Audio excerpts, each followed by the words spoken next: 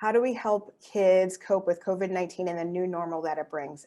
Gosh, younger toddler, preschool, and early school age kids. So, I have to say, it's really interesting to think about how we can help our kids cope with COVID. And I think the thing that we need to do is actually hear what their concerns are. So we as adults have a lot of concerns about COVID, like so many.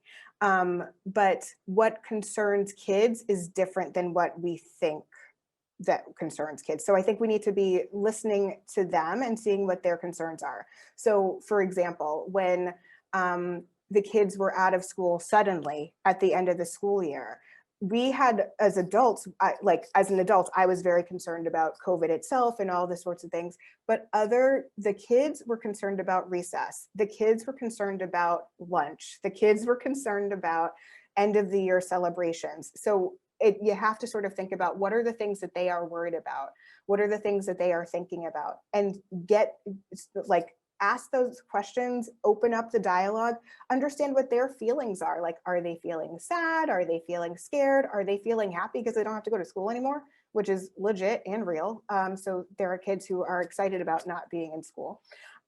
So recognizing and honoring what their feelings are and being able to sort of tackle that. And if they don't vocalize, but show behaviors. So here's the thing with COVID, there's a lot of regression. That is absolutely true. We are seeing a lot of regressive behaviors. First, we have to give them grace. We have to give ourselves grace because life this way is hard. Life this way is not typical and normal and expected. We are not meant to live like this. We're meant to collaborate. We're meant to communicate. We're meant to be together. So finding ways that you can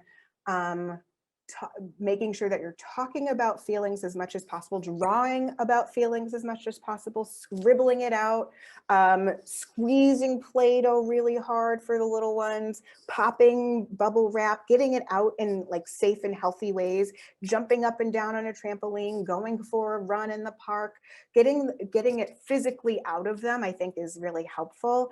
And then to be able to make sure that we give them an opportunity to play as well, because play is a natural stress reliever. So especially for the little ones, having sand and having them be able to play in the sand tray, having them be able to just build with Duplos or Legos, having them be able to draw, they will show you and talk with you about, they'll tell you what's going on in their minds with their drawings, with how they're playing.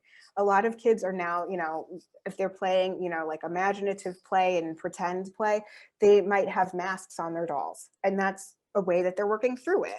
And that is typical and expected. Like everybody's wearing masks now. And so to work through that, now the dolls and the teddy bears are wearing masks. Okay.